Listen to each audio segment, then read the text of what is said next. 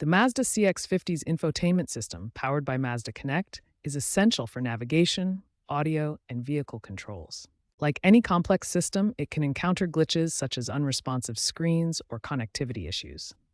Resetting the system is a common solution. There are two main types of resets: a reboot for minor issues that clears temporary memory and can resolve frozen screens, and a factory reset for more persistent problems that restores the system to its original settings, erasing personal data. Display failures still affect a small percentage of owners, but software updates and resets can address many of these issues. Most problems are related to software glitches, about 70% according to Mazda's service data.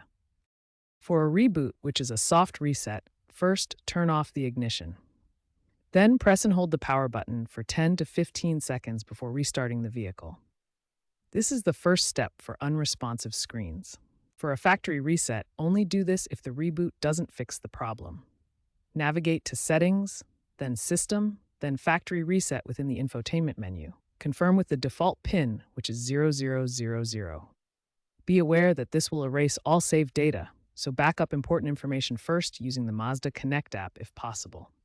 If the screen remains unresponsive, check connections and ensure the vehicle is fully powered.